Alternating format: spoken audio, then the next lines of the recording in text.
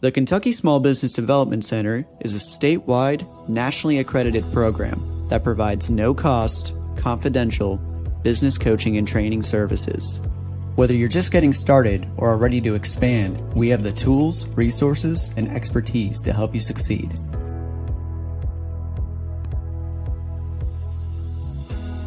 We're part of a national network, America's SBDC, with over 1,000 centers across the nation. To learn more about how the Kentucky SBDC can serve you, please visit KentuckySBDC.com or email us at info@KentuckySBDC.com. You can also reach us by calling 888-414-7232. Thank you for joining today's webinar. The chat feature is available for you to ask questions and interact with today's speaker. Please take a moment to introduce yourself and where you are watching from today.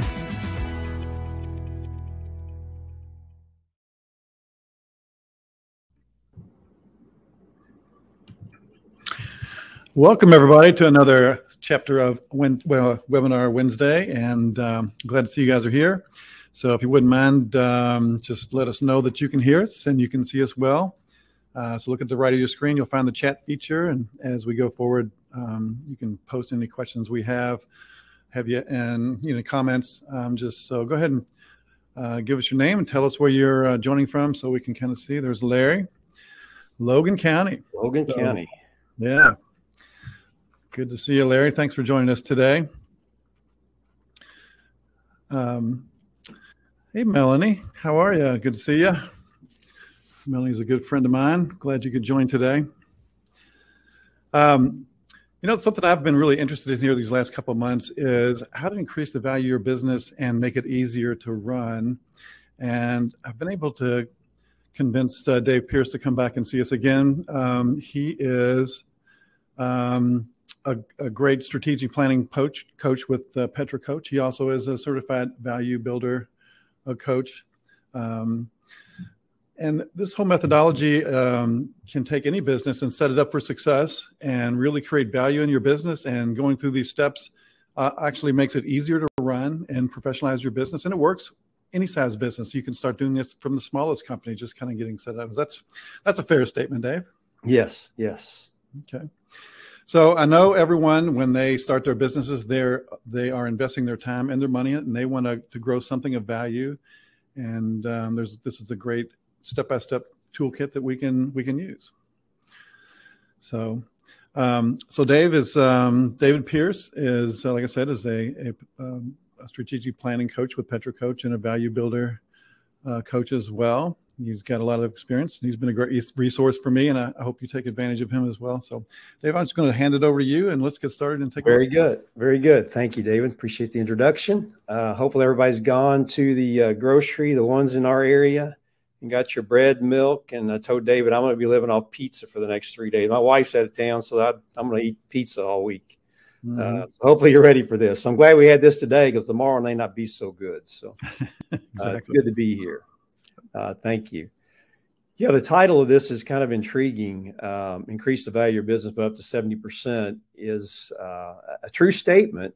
It's based on a study of I think it's about 50,000 companies now that have kind of gone through the value builder process, and they are able to make this statement based on the results that they've seen, the organization has seen in the companies they work with. So pretty exciting. I can't think of any company that wouldn't want to increase their value. And this is one methodology. It may not be 70%, but there is some increase in value that I've seen in working through this methodology with companies and then working with the value builder folks directly.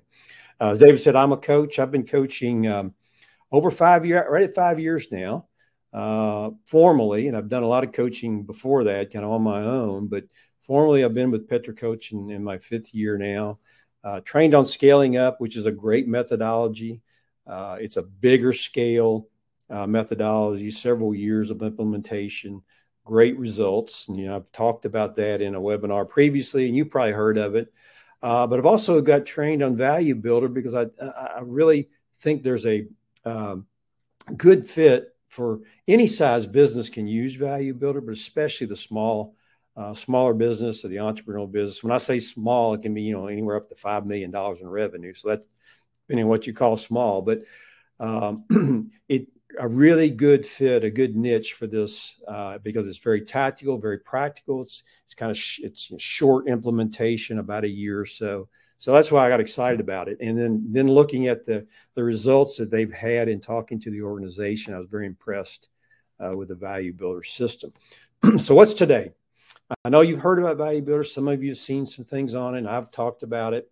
So I really just want to go and kind of give you an idea of what the system is and talk about the 8 drivers, because you should be thinking about these 8 drivers. You can never hear these too much. So even if you heard recently about the Value Builder system, repetition is the key. So the more you hear about these things, the more you're going to begin to think about these things. So I want to review the 8 drivers of value in businesses. And then I'm going to deep dive into one of the drivers and give you some tools that will help you improve on that driver. So most of the day is going to be, our hour is going to be spent on giving you some reasons and some implementation tools that will improve one of the drivers, which if you do, will in turn improve the value of your company. I'm also going to give you the opportunity to have a free ebook once we're done that covers this tactical measure that I'm going to go over. And then I want to kind of close just to introduce you and tease you a little bit.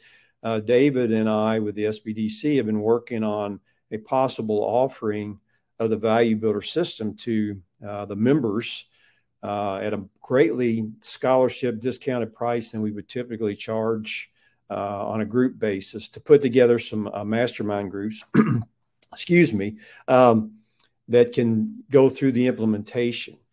So I'll share a little bit about that at the end as well and show you how to get all the information about it. So let's dive in. First of all, Value Builder is a very objective measure of where you stand based on these 8 drivers in your business. So you start off, you take a survey, an assessment, takes 13, 15 minutes, and you get a score. So you're scoring anywhere from, I guess, 0 to 100. And depending on where you fall on that, it will represent how much more opportunity you have. So the typical Value Builder score is in the mid-50s when a company takes it, essentially.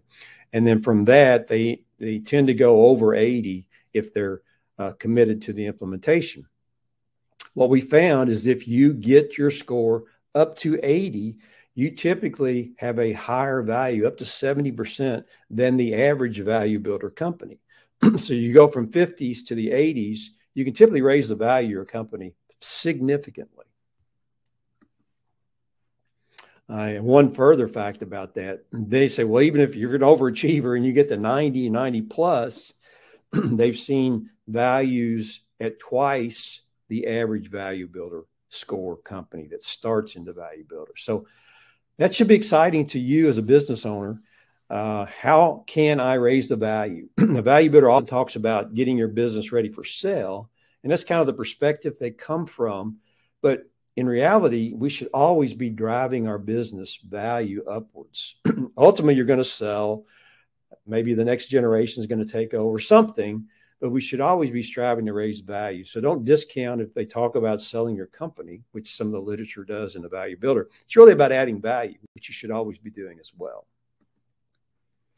And then the survey will walk you through these 8 drivers. And let me just talk about them real quick. And I want you to, as I talk about them, write them down, but then begin thinking, schedule some time to think about these drivers. How do I think I stand? And I'll give you an objective ability to measure where you stand at the end of this. But think about these and then build them into your think time for your business. So the first driver is financial performance. This is probably the easiest one to understand. Every business should be driving improvement in their financial performance. How do I improve gross margin? How do I improve my EBITDA? How do I get more revenue? Maybe I need to raise prices. So we'll have you in the Value Builder system. We'll have you think through your financial performance, think about how you compare to others, and in ways that you can improve the performance going forward. So that is one of the drivers. It's a pretty obvious one. If you improve performance and finances, you're going to improve the value of your business. People always ask me, what should it be? What should it be? What should I be working on? Well, in scaling up, we typically say your starting point you should get to is 15% EBITDA is kind of the new excuse me, the new metric you should be working toward. That kind of gets you to a point where you're generating enough revenue and cash flow in your business to fuel future growth. So that's not hard and fast, but people often ask me, what's a good number to start with? Well, 15% EBITDA is a good place to get to. And from that, you launch into further growth. One of the other drivers is growth potential.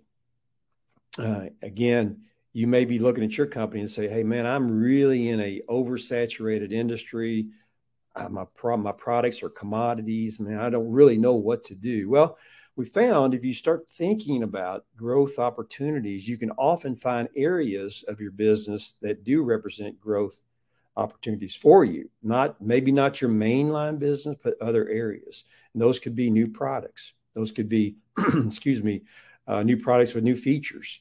Those could be getting into new markets. Maybe this market's very saturated, but if I go to another market, it doesn't have as many competitors.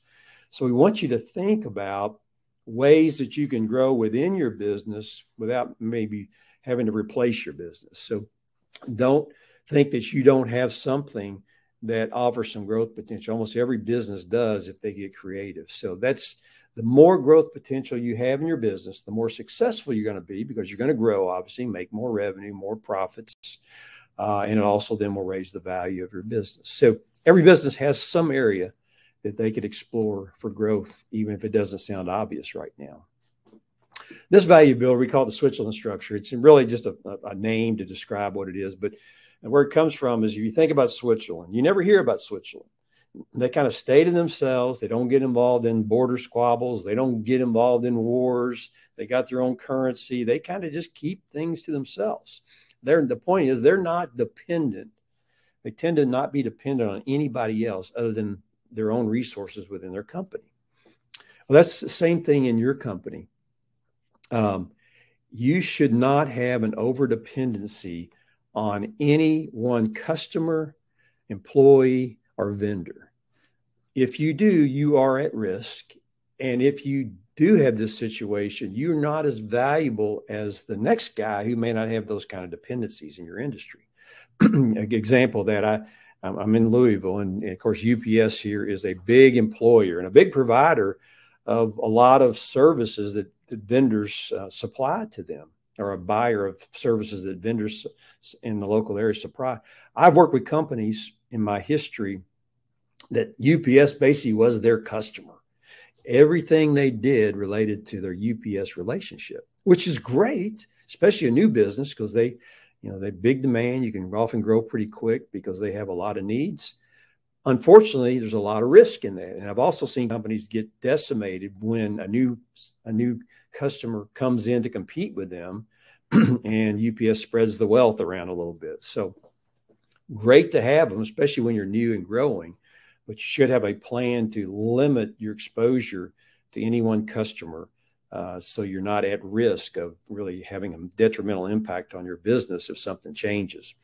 Again, the rule of thumb, 5 to 10% should kind of be where the maximum you'd like to keep. That's, again, not hard and fast. It's really a decision you want to make, but the less reliance you have on any single customer, the less risky you are from that structure. So that's the Switzerland structure. I want you to think through that. And I've seen companies put a 3-year plan together to eventually lower their exposure to a given customer. So they don't necessarily reduce the activity with that customer, but they grow business in other areas. So it essentially reduces itself.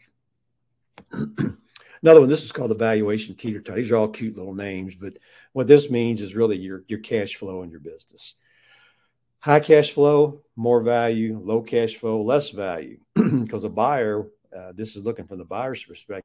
They want a company that provides a lot of cash flow to fuel growth, so they don't have to come up with outside resources or as much on the outside. And businesses teeter-totter. So when they're going through a growth phase, cash flow goes down, which impacts your growth negatively. And when things slow down, you often have a nice fund of cash, but the revenue streams impact. So that's a teeter-totter thing. So you want to get more balance and consistent growth in your cash flow so that you can fuel future growth as you go forward. So that's what that means. Cash flow can impact the value, and it's a big teeter-totter, one really hard to balance. Great example of that is when the pandemic hit. The first time, all these restaurants went from revenue to zero revenue. So they immediately, their cash flow went to zero. I mean, quite literally overnight. They were not prepared for that. A lot of them have gone out of business now because they couldn't survive. So that's the valuation. They had a business that was worth something today, and the next day it was worth zip because of this valuation teeter-totter. So manage your cash flow is so important for longevity. This is probably the most impactful value driver, is how much recurring revenue do you have built into your business model? You've all heard of this. I don't know how much time you spend thinking about it, but I work with companies that have been acquired by private equity firms and venture capital firms. And I've seen the valuations that they do on companies before they come in to buy them. And it's really interesting when you dive into this. But what they do is in the revenue side, they will break revenue streams into basically two different areas. One is one-off revenue stream, meaning this is a single customer, single sale, no repeat business type of thing, and recurring revenue that is predictable and shows up every month or every quarter or every year from those same customers. The recurring revenue stream is valued at a much higher multiple than the one-off revenue stream. I mean, it can be significant, 3, 4, 5, 6 times, depending on the industry they're in. So recurring revenue has much more value to a buyer and to you because it's very predictable and dependable as a business owner than the one-off. If you're a one-off business, you're always looking for that next customer, which is really challenging, obviously. Again, come to me and say, "Well, I'm a product. I'm a one-off guy. I don't know how to generate recurring revenue. It's just not my model." Well, working with a company that does refrigeration products, commercial refrigeration. So that's typically a one-off thing. They buy it, and they're not going to buy any new refrigeration equipment for quite some time. But what they do is they create a maintenance contract and a service contract, and they sell that along with the sale. So they've got this recurring revenue stream from the service and maintenance to support the one-off sale. And oftentimes, even though the service and maintenance revenue dollars may be less or will be less than the one-off, the lifetime value of that recurring revenue stream, depending on how long your contract is often and usually more than the one-off sale anyway. So you can create recurring revenue to a degree in almost any business. And there's basically 6 different levels of recurring revenue. Some are stronger than others. And if you get to kind of the subscription renewable stuff, there's like 9 different models. And the Value Builder kind of walks you through those and helps you think through which ones might fit for you. And then from that, you can then begin to take action to create more and more recurring revenue. Very powerful. If you haven't thought of this, and you don't have this into your game plan, you need to get it into your game plan. This will raise the value of your company, make your company more successful. So whether you're selling or not, you're probably going to be a little wealthier by doing something in this area. Another one's monopoly control. This one's, again, a little more challenging at times, but do you operate in an area where there's very few competitors? You have a unique product or service that not a lot of people can sell. So you have monopoly control at that point in time. You can set prices. You can kind of control the customer base. Got a lot more power, control over your business if you have a monopoly. Again, most businesses these days don't have strong monopoly presence, but they need to think about ways to do that. Maybe it is a unique product you need to add to your product line. Maybe you need to go into a different market where you can be a monopoly in that marketplace and control pricing, control customer demand, that kind of thing more. So we need to think outside the box. Your immediate reaction may be, say, there's no way. I'm a commodity company. There's no monopoly. Well, there are ways to do it. And working through the process will challenge you to think of ways to explore. And over time, build up some little monopolies within your business model. It won't be one big monopoly, but if you have 3 or 4 lines that are monopoly, again, proves the value and improves the success of the company. Customer satisfaction. It's more and more, I'm coming to the conclusion this may be the ultimate value driver.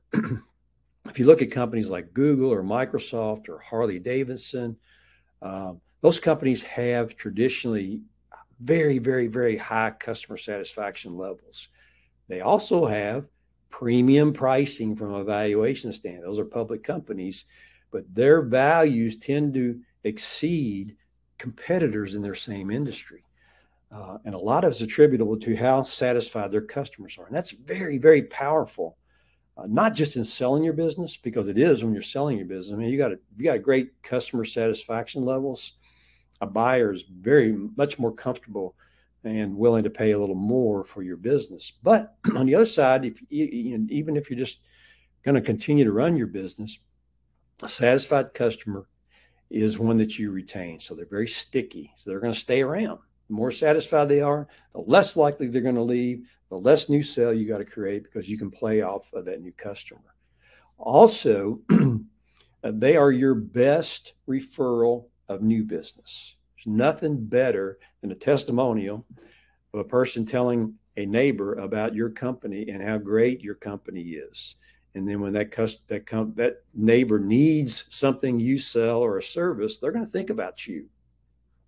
So they become your leading salesman. And I know of companies I've read about and seen. They've got very little budget in outside sales. It's mainly customer service and referrals. In fact, most of our business in the coaching comes from referrals, not kind of outside cold calling. So customer satisfaction can add a lot of value, add a lot of success, and make your life easier as a business owner or an executive or a management team. So this one's very important. It's fairly easy to measure, not as easy to implement. And I'm going to give you some tools today to kind of begin to think about that area. And the last driver is called hub and spoke. And just to give you an example of what that means. Airlines. Delta Airlines has got big hubs: Atlanta, Detroit, Minneapolis, and they're probably thinking about this weather storm that's coming in right now. That's going to probably impact some of these hubs they've got. And you all have probably been in it. When a weather event occurs, everything changes in air travel. Missed flights, canceled flights, delayed flights, all kinds of bad stuff goes on when something happens at the hub, primarily a weather event. Well, same thing for your business. And entrepreneurial businesses are just, they're the typical hub and spoke if they're not intentional about it. Because the owner starts the business, runs the business, does all the sales, does all the customer service, does all the collections, knows all the customers by name, everything comes through them. And it kind of becomes an ego thing often. And as the business grows and expands, they keep that mentality. I want everything to go through me. So you don't go call that customer unless I know you're going. Come to me before you quote a sale. Everything goes through me, the owner. I'm the hub and the weakness in the business. If you are a highly hubbed business and you're being compared to a non-highly hubbed business in your industry, you're going to be valued less because of this. Dependency on you, the business owner, the CEO, the management team, for most activities in your business will limit your ability to grow and is a bigger risk for an acquirer if that's the route you're going to take. So I'm going to deep dive into this and give you a concept or a tool that if you apply this, you will begin to reduce the impact of this hub and spoke dilemma in your business. And every company needs to do this. So let's kind of deep dive into it. Here's a fix. And basically every company I go in, coach, and work with needs to improve in this process. Now, some of them may have a higher degree of it, but not everybody. A lot of them don't even have it at all. So what I'm talking about is written standard operating procedures. And I'll deep dive into a little more of that. But let me give you a story. This is a guy named Danny Sleswick. He has a cabinet company in Brisbane, Australia. He came to a value builder coach and said, man, I'm ready to sell my business. I want to get maximum value. I'm just tired. I'm working 65 hours a week. I'm just ready to go.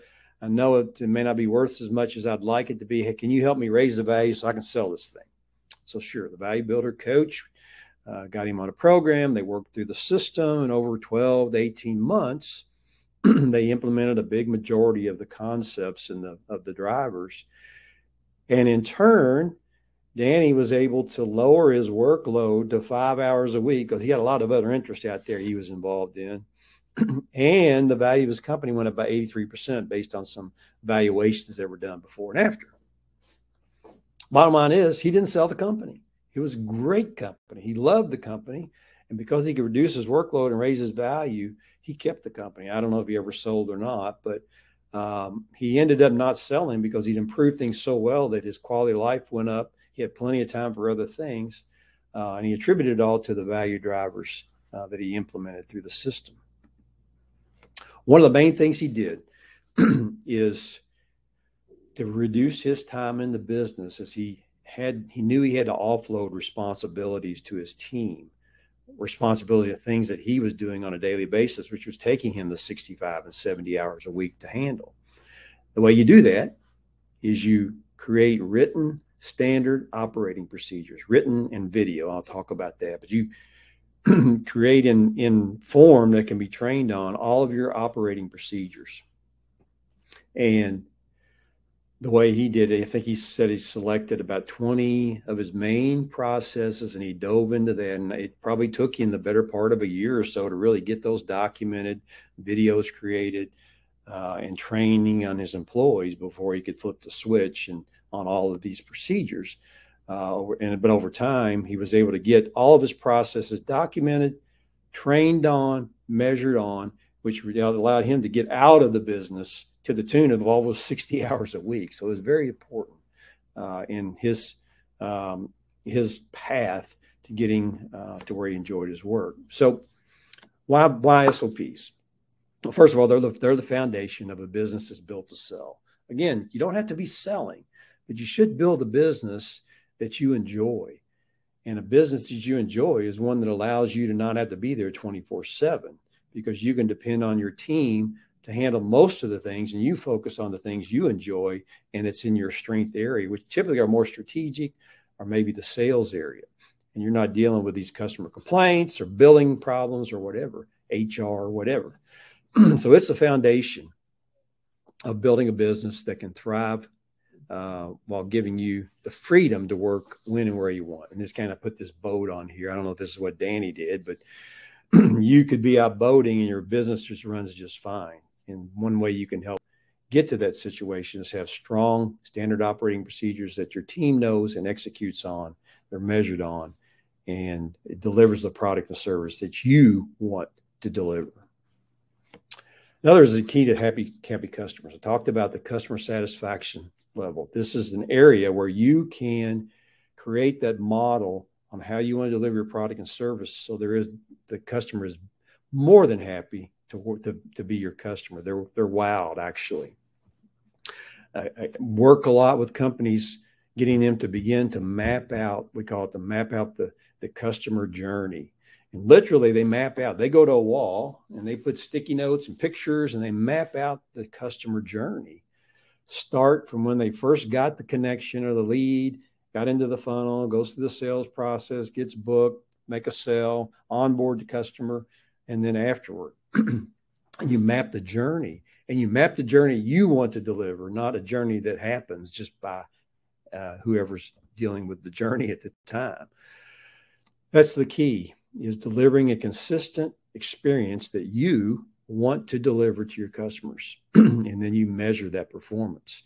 One of the greatest examples of happy customers and the value of SOPs is the McDonald's story. I don't know if you've watched the Ray Kroc movie, but if you remember, there's this episode, there's a scene where they go out to, I think it's a tennis court or a basketball court, and they map out the floor of a typical fast food, or not at that time, it was a burger joint. And they moved furniture around and they moved equipment around and they developed workflows that were real efficient. So over time, they got maximum efficiency where they could get a burger out in no time versus the typical burger store at the time. burger restaurant at the time. And they wrote the procedures down. They trained their employees on it. They measured them. They had a guy walking around with stopwatches, measured their performance on that. And it executed to a T, so much so that they are probably still the most successful franchisor in the world. And they would have never been able to duplicate that without having standard operating procedures that everyone knew, everyone was trained on, everyone was measured on, and they were used consistently from store to store to store. So if you go to one McDonald's here and another one in another city, you typically, at least used to, I know there's some other things that have gotten a little weaker in the current time, but you could go to any McDonald's anywhere in the world and get a consistent product, service, and experience store to store. So if you didn't know where you were, you wouldn't know where that McDonald's was, because you got the same burgers, same responses, same atmosphere. So very, very key to creating this customer satisfaction and maintaining that, so you don't have to be the face in front of all the customers. This chart's kind of interesting. You probably have all seen it, but the two columns are urgent, non-urgent items, and important and non-important are the two rows.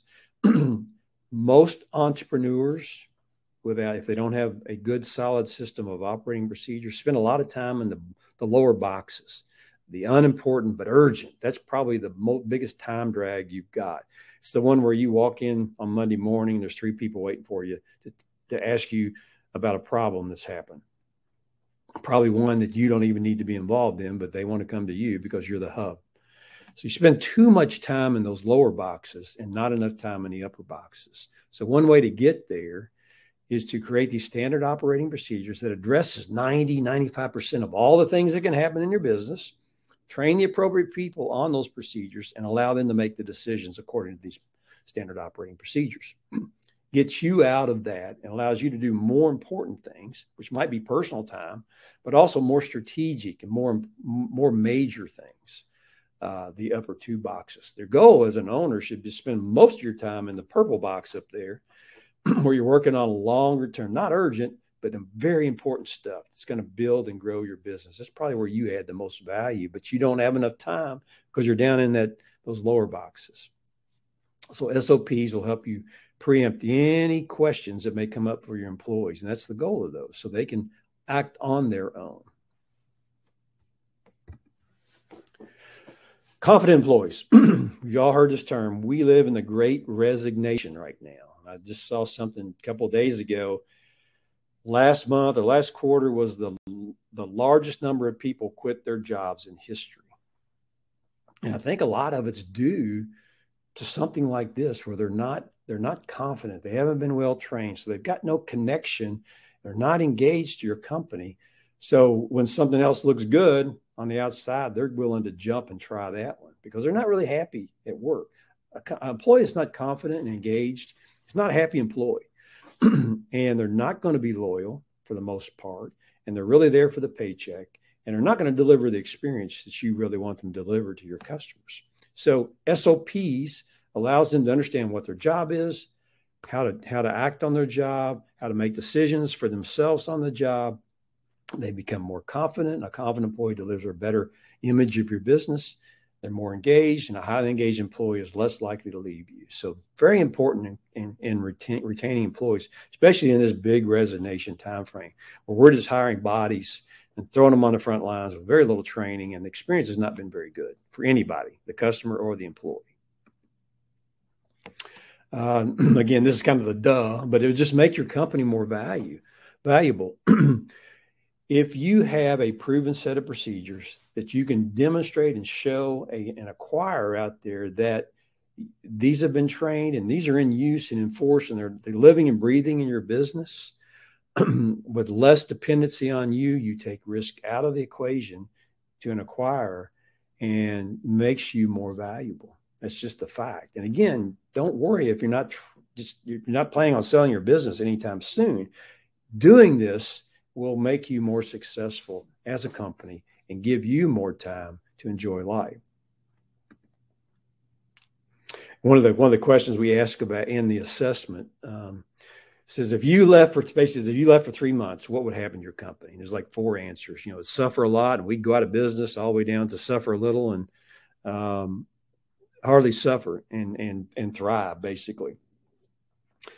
And just the chart, if you don't know if you can see it very well, but it basically says the ones that, where the business doesn't suffer much, if you were to leave for 3 months, get about twice the number of offers of the ones that say we'd really suffer a lot. And that's basically what this slide is saying. But, and again, that makes sense.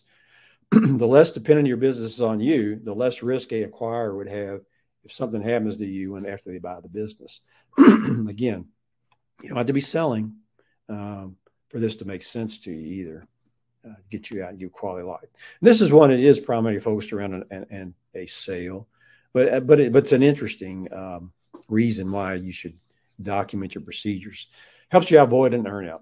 So, as I said, I've worked with companies that have been acquired by private equity, venture capital, and there's almost always a piece of the purchase price that is contingent on a future earnout, meaning I'm going to pay you so much up front, but I want you to perform for me for 2 to 3 years, and I'll pay you out the rest of the purchase price if you hit these targets that we're all going to agree on.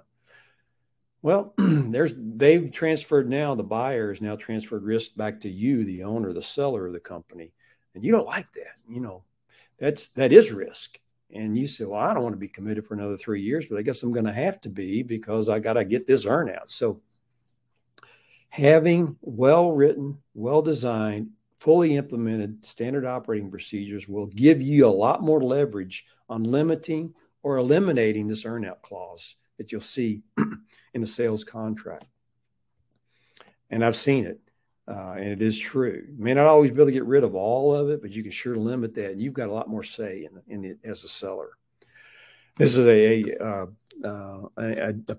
JC Media's was an old value builder, a value builder client, not mine, but one of the value builder clients. And she sold her company for 7 times, for a high multiple for her industry. The real key thing is that 2 weeks after the sale, excuse me, 2 weeks after the sale, she walked away. She could leave the business and had to no longer be there to run it. So she made a decision at one point, and it's in her statement. It says, if the idea of an earnout sounds like a jail sentence, which to me is, if I'm a seller, there's an alternative. Take your medicine up front, invest a few weeks in the painstaking process of documenting your SOPs and implement them in your company. Not easy to do, especially if you've never done this before. It takes time. So don't rush it, but get started today. But it will take you some time to build them out the way you want them, to train on them, to refine them and tweak them and measure those. But sooner rather than later. But this allowed her to walk away and not have any earnout in her business. So if they're so important, why do so many owners struggle to create them? I walk into companies and if you got SOPs, no, never done them. Why not? We don't need to. Well, there's a concept of conscious competence and incompetence. And one of those is called unconscious competence. The example here is Wayne Gretzky, who probably by far, everybody agrees, is the GOAT, the greatest of all times in hockey. Maybe others that are as good, but he's one of the greatest. So you'd expect him to have all kinds of championship trophies and everything. Interesting fact I didn't know about, because I'm not a hockey person, but he never played in the playoffs when he was in the professionals. And when he was a coach, he only made it to 4th place in his division. So you'd think Gretzky, the best of it, that knew the hockey the best of anybody and was the best. Why didn't that translate to success on a team level? The problem was he had unconscious competence. He had learned hockey so well in his early days, and as he grew, it just became second nature to him. So he didn't feel compelled, and he couldn't really transfer that knowledge very well to other team members and to his team. So a lot of business owners have this unconscious competence, and they haven't done a lot to transfer this knowledge they've got up here into something that can be trained on and implemented in their business. So the point is, you've got to be intentional about this. It's not going to just happen when you show up to work every day and everybody kind of watches and they learn. It doesn't happen that way. So you've got to commit to documenting these procedures if you're going to really duplicate yourself. So what are some things you need to duplicate? Talked about some of this already. Probably one of the first things you start is the customer experience, called the customer journey. What do you want the customer experience to be? What do you want them to feel when they go through each of the stages of your process? How do you put a smile on their face? How do you email? How do you communicate with them? What's the brand you want them to think about when they work with you? So what's the customer journey? That's a great area to start. And you get a lot of bang for the buck in the time you invest in that area. Then there's all the behind the scenes, billing, collections, customer relations, that kind of thing, customer information. Those need to be documented and trained on as well. Make sure that the billing flows seamlessly and you don't have to be involved in every billing decision that goes on. So those are the types of procedures. You can get a lot of generic type templates. It's a good place to start, but don't accept those. Make sure that they are customized to your business. Every business is different. Every owner, every management team has a different idea of the experience that they want to deliver in each of these operating areas. So make sure you make them to fit what you want to design, and that'll help you stand out as well. Briefly here, there's kind of the 6 secrets, and really the big secret is you need to involve video in the process.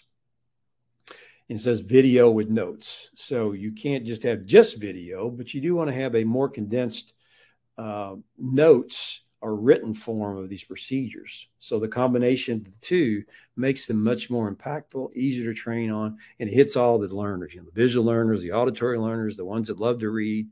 It hits all of those. So video is very powerful and leads to greater success and implementation of your standard operating procedures. Some statistics on why video is the best. 75% of employees are more likely to watch videos than to read a book. 69%, employees say they would rather learn a new skill from a video. So they'd rather learn by video than reading. I'm sure we've all been handed a binder and been told to go read and understand all the things in the policies in the binder. Much rather watch a video broken down into bite-sized bits. And the third one says 3 times easier to document. So I've had this experience at Petra. I've created a few standard operating procedures in some areas, and I literally go on a website called Vidyard, and I can pull up some visuals, and I can sit there and record a operating procedure in about 30 minutes, probably even shorter if I had it laid out properly. And it's ready to go. It can be edited and duplicated, but in quickly. And something would have taken me probably hours and hours to really duplicate in full detail in writing. So it's easy to do. Video is much easier to use. So use video. That's kind of the duh I just talked about. Keep it short. We live in a TikTok generation. I don't know if you're a TikToker. I'm not, but I've seen TikToks, and they're all really short clips of things. They get a lot of eyeballs. They get a lot of attention. So make your videos short. So break it down into individual tasks or groups of tasks. So it's easy to understand, easy to digest, and easy to implement, as opposed to some 1 hour long video. So make them short, make them impactful, make them very visual, and break it down into logical steps. One touch, attempt to make every process one touch. So you're not having to, once you get to one stage, you kind of got to go back to the beginning and kind of bring things back up to speed again. So think about that. How do I keep the steps one touch? I don't have to go back any steps. No double data. This is a great area where you have a lot of errors. And what we're talking about here is when you bring a customer in the funnel, you get a lot of data on this new customer, data that you can use. So when they become a customer, that data should transfer over into the customer fields in the billing and the customer service area, as opposed to having to be reduplicated. So build processes so you only have to enter data once. So you got to think through this stuff. And you'll find some errors when you do it the first time and you go back and tweak it. So it's an iterative process. But your goal is to have single data entry in all your processes so you don't have any mistakes and information stays consistent. And have clear roles and responsibilities. We talk a lot about accountability and coaching. Make sure that your team, whoever the team member that's applying this procedure or this process, knows their role and their responsibility and clearly, and then measure them on these things. Your SOP should have measurement points. So make sure everyone understands their role, their responsibility, and where they fit into the process. So designate that, be very clear on that. And then make them available. Going back to my Petra experience, when we first started, we were very small, really just creating a company at the time, 5+ years ago. And we were writing SOPs and anything, and we were dropping them in Dropbox without a lot of forethought, because we were just kind of running at that point in time. And it kind of got to be a common phrase. When everybody was looking for something, the common phrase would be, it's in Dropbox. It's in Dropbox. And it probably was in Dropbox, but we could never find it. So there's no organization built into it. Done a much better job going forward. Got some smarter people than I was out there doing this kind of thing. But make sure it's accessible, it's understandable, and they can get their hands on it as opposed to going to have to look for it somewhere. Because there's going to come an eve and they're going to need to refer to it in some area. And you want them to have access so they can immediately apply that procedure when it needs to be applied, as opposed to having to defer that. Good news, I've got a free ebook. It's a definitive guide to standard operating procedures. It's a good little book. It gets you started in understanding operating procedures, where to start, maybe some tools and things you need to do. Be glad to provide that to anybody that wants it today. I'll tell you how to get that in just a second, but it's an ebook on standard operating procedures. If you do just this and work on this, you will improve the value and your quality of life will go up. I promise you, as a business owner. The more time you spend documenting your procedures and policies and training and giving accountability to your team, you're going to have more time to do the important things, the strategic things, maybe take off early and go play golf, maybe enjoy your vacations a little more. So this is so powerful. So if you take this one thing from what we talked about today and begin to really dive into that, you'll get a lot of value in a lot of different areas of your business and your personal life. So I'll give you that ebook. Be glad to do that. I've already kind of covered this, but who is the Value Builder System for? It's really for everybody, every company. Its initial focus, or the perspective it comes from, is for companies that are going to be sold, which all companies will. But I really think it's for everybody. Everybody should be striving to improve the value of the business, because it only improves a lot of different things. More money in your pocket, but more so maybe quality of life. You're in a business that you really enjoy. You're not having to deal with all these unimportant, urgent things every day, and that's all you spend your time. You're not burnt out when you go home at night. You can take time off when you need to, and your business doesn't suffer. So it's really a quality of life. If you want a better quality of life, Value Builder will help you improve some areas that will deliver more value in that area as well. So here's kind of the offer. Okay, for those that stuck around, here's the offer. I will be glad to give you a link where you can complete the initial Value Builder survey, and it's typically, often charged $250 for this thing, but I want to give you the link for free. Let you take the survey, and then I'll get it'll come back to me. Your report will come back to me, and I'll forward that survey. So you can have your Value Builder score and where you stand today. So you kind of know if you're in the 50s or 60s or 80s, maybe you're in the 80s, which is great. That's just more validation. You've done some good things and you've got a more valuable company. So I'll be glad to let you have the survey, create your report, and send that report to you. And if you want to follow up with me after that, we can determine what next steps might be. So first thing, we'll give you a Value Builder assessment link that you can take your own and get your initial report. And then David and I have been working and talking about putting together a special offering for the SBDC membership, greatly discounted, scholarship from what I would typically charge, or a coach would charge for this mastermind group. So we're kind of finalizing the details, and when I communicate with you from this assessment, we'll be able to share more details. But what we want to do is put an initial group of 5 to 7 companies That's all we're going to take in this initial mastermind. And they'll join up, and we'll put you through a 12-month program. There are 12 monthly modules that you'll complete, exercises, videos, tasks, and things that you'll work on. And then every month we'll get together, spend me as the value builder coach and these 5 to 7 company leaders, and we'll spend an hour and a half talking about that month's module and that month's value builder concept.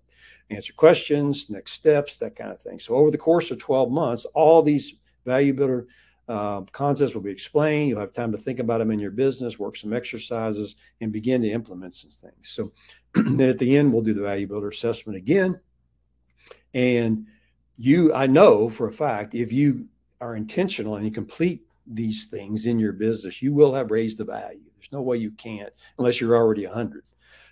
So at the end of time, we'll do another measurement, and you'll see which areas you've improved in, and your overall score will have gone up. So 12-month program we're putting together to work with the SBDC membership. More details that will be provided to you after you request your initial assessment. This is kind of the system. You don't have to look at this, but there's 12 modules that we'll walk you through. It's a complete system. And what I really like about it, it's a fixed set of time. It's basically 12, 13 months sometimes. So you're not committed for years. It's very tactical. You'll begin to see some results in fairly short time frame, and and the good thing is you can be exposed to all these things and take them forward in your business after just about a year. So I like that about the business too. Scaling up is often a longer process, a great process, but it's normally 24 months, 36 months. So it's a longer, more strategic process. I really like this because you can begin to see results, and it's easy and delivered in bite-sized pieces to you. So here's what you need to do. Take my email, david@petracoach.com, david@petracoach.com. And you can subject line, you can call back, say value builder, SBDC member, whatever, there, and maybe send me a note. Please send me the link to the questionnaire. And then when you do, I'll send you a link that will be your own unique link that you'll take the questionnaire. It'll come back to me, and I'll send it off to you. Once it's completed, I will include this ebook on the definitive guide to SOPs. So I like to deliver a little value when I do these things. So you'll find that to be a very helpful guide to get started or refine your SOP process. And then we'll share some information about this mastermind offering that we're putting together. So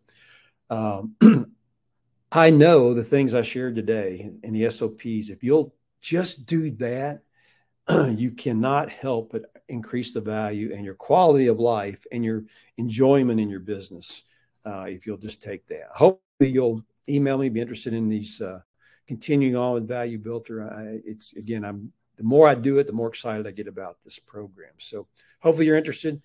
Get in early because we're only going to take this one group at this point in time.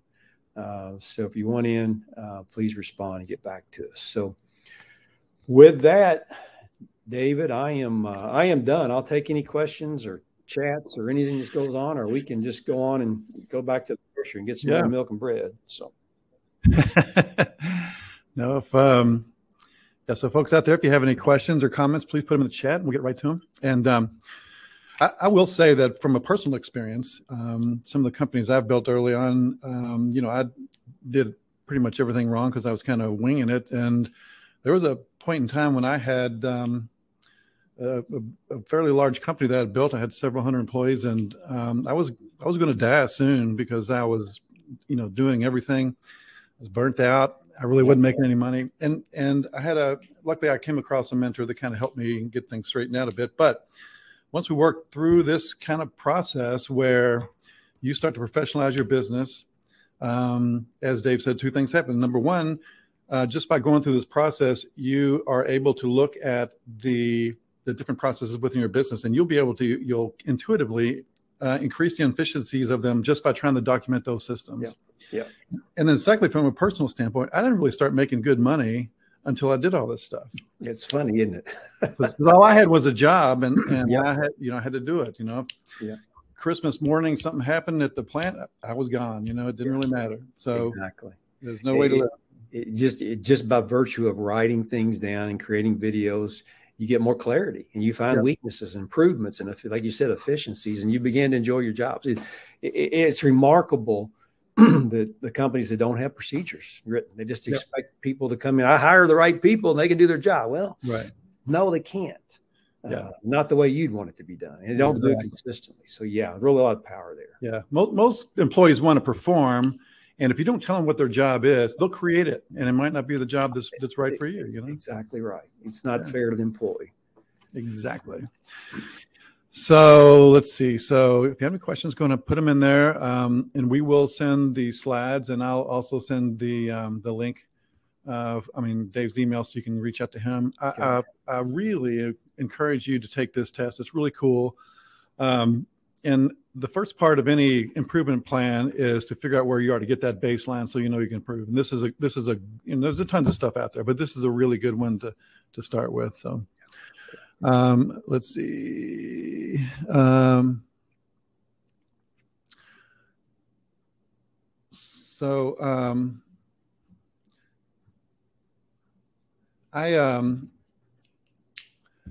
Another thing that I think that maybe you could talk about a little bit, David, is once you start improving these things, you mentioned a lot about selling your business. A lot of times, unsolicited offers just happen when you have a decent business, right? That's right. You should always be running your business, improving to improve the value. Because ultimately, every business gets sold. You die, it gets sold. Your family sells it, or you move on to the next generation. So every business does sell at some point in time. So why not start early and have that mindset? So Or another thing that I always try to do is, you don't have to sell, but if your business is well run and it's an asset, you can buy another asset. You can, you have the time, you have the capacity to add. Build a little conglomerate or whatever you want. But it's easy. It's not easy, but that's the way to do that. And this is the place to start. That's the story of the cabinet guy that I gave the story. He had other businesses he was interested in, and he kind of did that. He went off and did other things, and he still kept this very successful business and gave him 5 hours a week. So all he had to put into it so he could do these other things. So yes, a great example there. Yeah. Do you, as part of your services, do you offer help with SOP creation? I do. I don't tend to hold that because it can be a very involved process. I offer guidance and be glad to review them. I've done that periodically.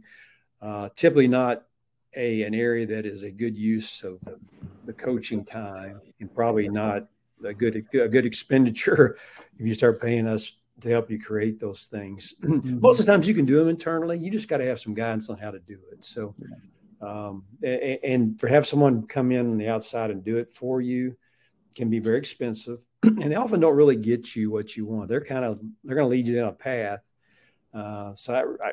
Most companies end up doing it internally, and then maybe have someone look at them afterward to do some refinements. Yeah, what you just said reminds me of what we experience here at the SBDC when people want us to write their business plan for them, or they pay somebody to write their business plan, and then they don't know what's in it. Yeah. So you can't implement what you have. So That's right. You have to do it yourself. You know what you want to deliver. What experience do you want to deliver? How do you want to? It's you, the owners, the managers. So nobody can do that other than you. Yeah. Another thing maybe you can talk about, I've been on several, buy-side acquisitions, and, one of the strategies that a buyer will do is the idea of discounting. You say, well, I'll pay your full price. And then when you go through the due diligence period, you start finding all these little things, and you start discounting. And then you thought you're going to get a good sum of money. And then at the end, the offer is, 75% less than you expected. That's right. And I love these value builder concepts, because a lot of them are kind of intangibles that most business owners don't even represent to a seller. They're focused on the profitability and the tenure in business and that kind of thing. If I can go out and show an 80 customer satisfaction level, and I can show, and you can go out and ask any employee how to run this thing, and they can tell you verbatim how it's going to be run, and you can test these concepts and represent them to a buyer, you got a lot of leverage at that point, using these things that typically don't get injected much into the selling process. Yeah. Melanie says this was very helpful. Lots to think about. Yeah, lots to think about for sure. It's not nothing's easy, but worth the return that you would get. So yeah. And like you said before, it's not a quick fix. This is not a pill that you can just take and you're done. This is a painful process, isn't it? There's a little pain. There's definitely a little pain, but well worth it in the long run. So. All right. All right. I don't see any other questions. We're at the top of the hour. David, it's always a pleasure to see you. Yeah, I enjoy it. Thank you for having me again. I don't know why you keep biting me back, but I appreciate it. So. Well, I love Scale Up. I like Petra Coach, and I'm a big Value Builder fan as well. So, both great methodologies. They both have their place. Yeah, I'm glad to be a part of it. Yeah. So again, we will be sending everyone a recording and the slides later on today, as well as Dave's email address. Please reach out to him. I'm personally telling you that this is something you need to do if you want to really grow your business, make your life better, and make money. So very good. Thank you, Dave. Dave, thank you so much. We'll see you next time, everybody. Thanks for joining me. All right. Have a good day. Thank you for joining today's webinar. At the Kentucky SBDC, we know small businesses are the heart of our economy. That's why our goal is to help business owners start, grow, and succeed in Kentucky. Find out more about how our no-cost business coaching, training, and resources can help your business. Visit us at KentuckySBDC.com.